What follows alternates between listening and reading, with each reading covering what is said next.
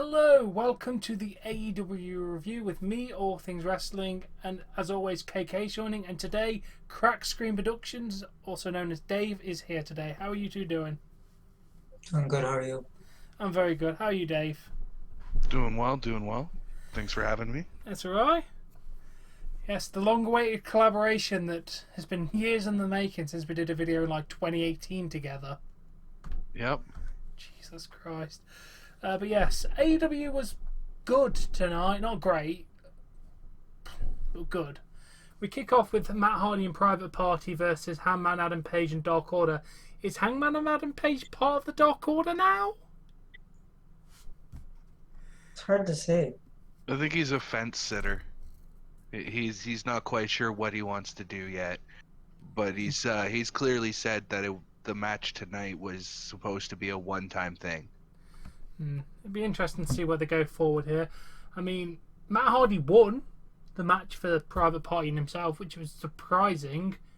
Yeah, that's the only issue I had with the match overall was the fact that Matt Hardy got the pin after being flat on his back for 3/4 of the match. Yeah, he did take a big beating in the match, though, didn't he? Yes. Yep. I mean, it was a good match. Good way to open. Yeah. I like the pace of it. Yeah. We then get the announcement that Cody Rhodes and Brandy Rhodes are expecting a baby in 2021. Which is amazing. Baby Rhodes. Congratulations. I liked how they did the review or the reveal. Sorry, the anonymous package at the doorstep. They open it. It's a Christmas decoration, so it's kind of festive and seasonal. And on it says we're having a baby. I thought that was a pretty creative way to announce that. Definitely, I agree. It was a very good way they did the announcement. So, congratulations Sure to the beats how Rhodes. Moxley did it.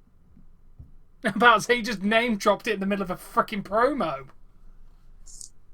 Yeah. I still can't believe he did Yeah, that. in the middle of a promo, I've got a pregnant wife at home, and oh wow, thanks for the news, Mox. Could have done that a little better. Yeah, I guess that's the Moxley way to announce it, though, isn't it? Very Moxley. Had to announce it before WWE. Yeah, we then had a Angelico versus Cody, which was actually not a bad match. Not at all. Yeah, I don't have too much to say about it other than it was a good quality match. Yeah, more than I expected from Angelico Angelico. gave Cody a run for his money too. He was in control for the better part of the first half of the match. I really thought he was going to take it from Cody. Yeah. For a while there, so did I. Yeah, very good match. I mean, Angelico definitely impressed me tonight for that match. Then the Team Taz came out to congratulate Cody, at which point Sting came out and then kind of stared down everybody. Yeah, that whole bit was kind of anticlimactic, wasn't it? Dude, Sting came out. I'm more than happy. I'm a big Sting fan, so I'm happy he just showed up with a baseball bat. But thinking about that, but I mean, that's let's what have him do something. Yeah, but that's what Sting used to do in WCW. He never used to do much. He used to show up, stare at somebody with a bat, and that was enough. That's how he used to do his gimmick back in the day. Sting hasn't changed what his gimmick is in 30 years. Yeah. True enough.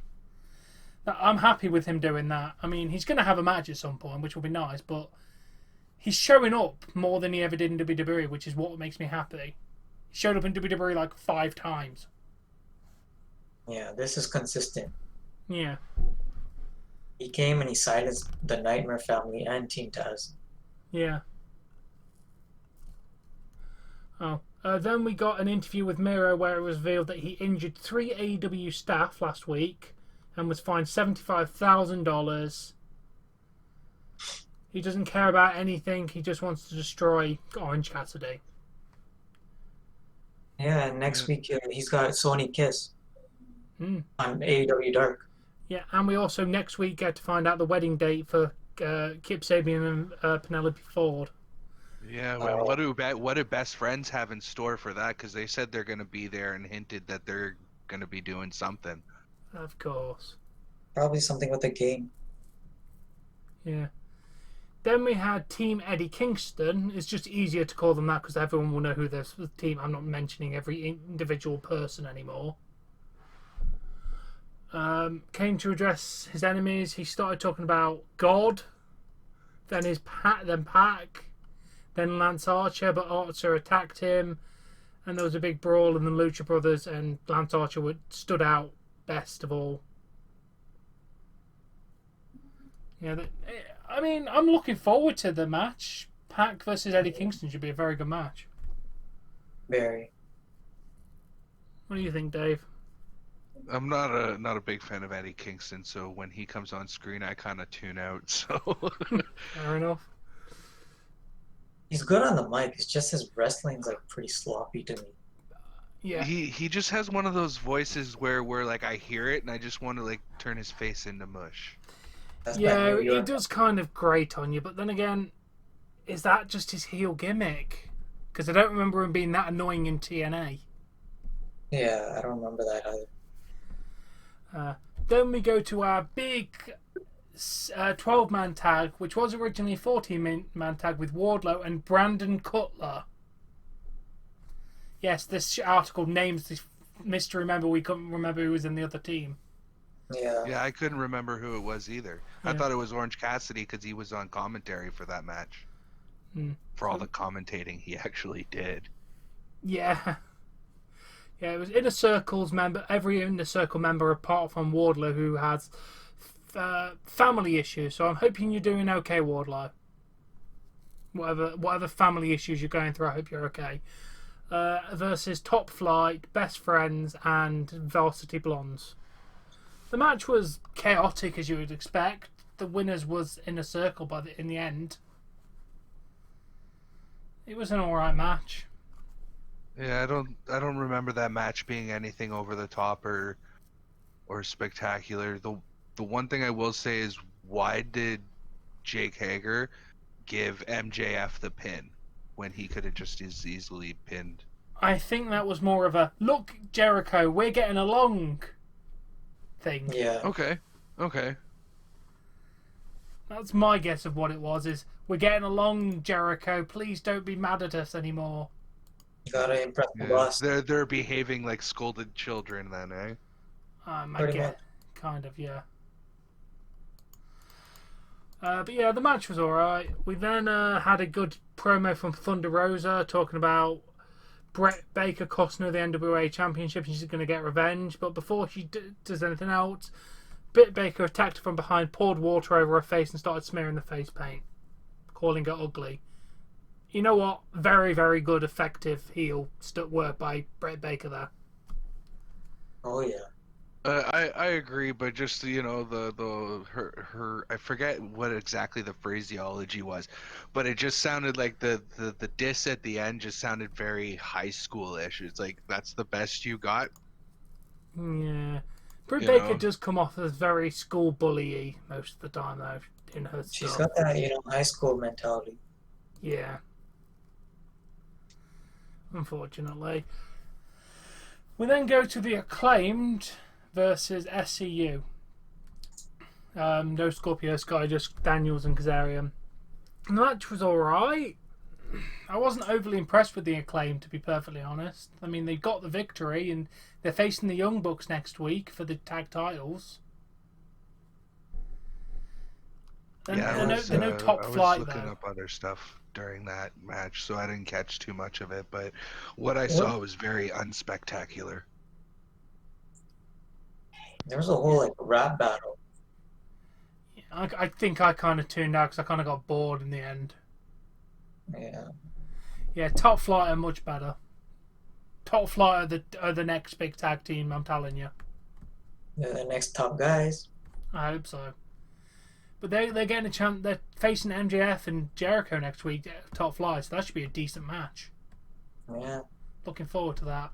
Then we go Very to contrasting styles between the two teams there too. We then go to what was probably the worst match of the night: Big Swole and Serena Deeb versus Ivelisse and Diamante. The match was shit. It really was shit. all hell broke loose post match. Yeah, that's what I liked. I liked the post-match beatdown from Nyla Rose and Vicky Guerrero, and Red Velvet did make the save. I'm sorry, Vicky Guerrero does not belong there, though. Her kicks looked so weak. Yeah. Excuse me. Like, they looked like love taps versus kicks. They really did.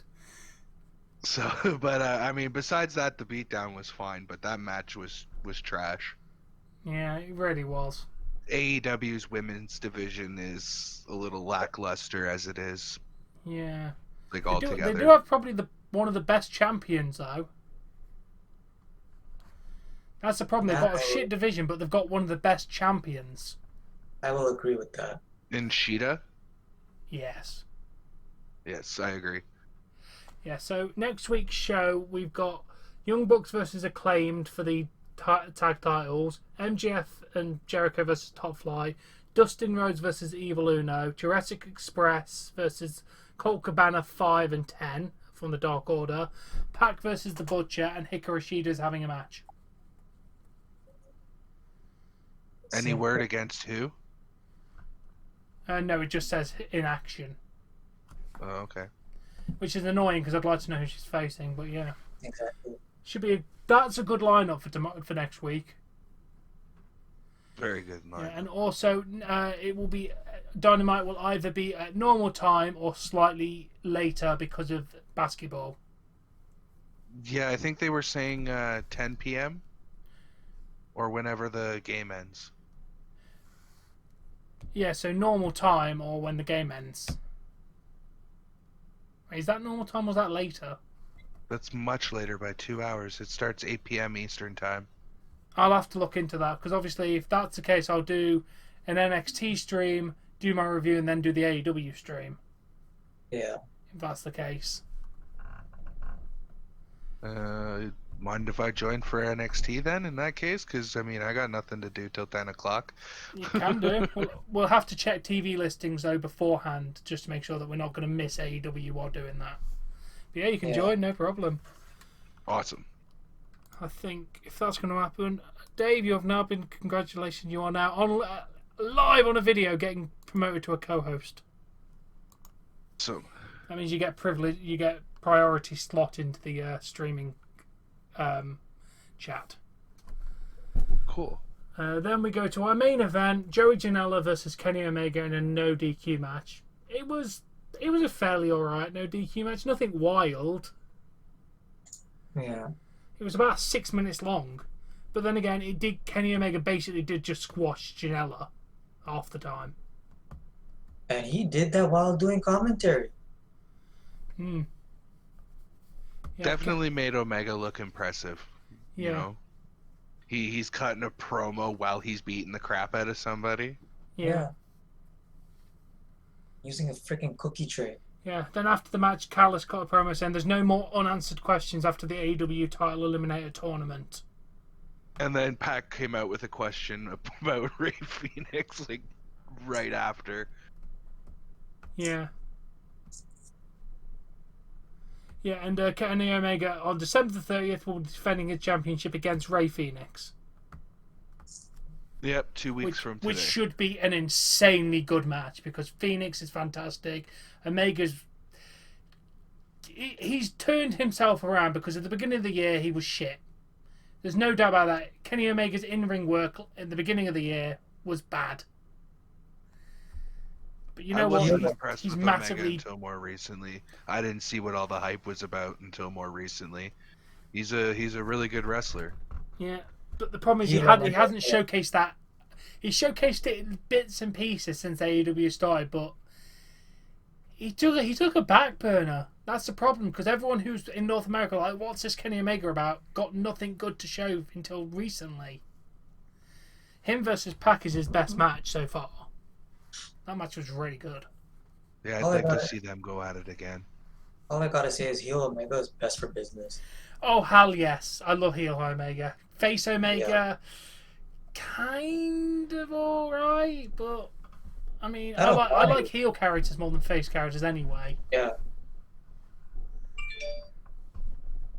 Yeah. But yeah, overall... The one thing I will say about that match is Janela should have done a flip through the chair, like through the table, and then some leg drop into the ring instead of how he did it. The leg drop onto the table, the flip into the ring. But I would have reversed those spots. But good match. I would have liked to have seen more weapons. But big fan of the cookie trays, because when I used to do backyard wrestling, we used like a tin beer sign, so kind of the same idea. And I think the cookie trays are a wicked idea. Yes, definitely. Yeah. Something different, right? Something you haven't seen from Anything. the other company. Yes. Yeah. Unique. The shit company, as we should call it. But yeah, overall, this show was alright. It definitely dropped in the middle. It had good points and low points. Like I'd say, like the last two matches, well, basically, there was three good matches and two bad matches. It was kind of an up and down show to this week. I'd still say it was on the par of NXT. I wouldn't say either one of them was better this week. I'm just going to, again, give it a 6.5. I was It going was to above say average, but not anything spectacular. It's the same rating as NXT. Yeah, I'm going to say 7. I was going to go 7, but I generally don't think it was better than NXT. Yeah. What do you think? Yeah, and Dave? I gave it a 6 out of 10. That's fair. What would you give? Well, let's just say you would have given NXT a 6 out of 10 then, because I would say both shows were about the same. Both had good points and both had bad. Yeah, I would say you're on a tie. We've got 3 big shows for NXT over the next 3 weeks.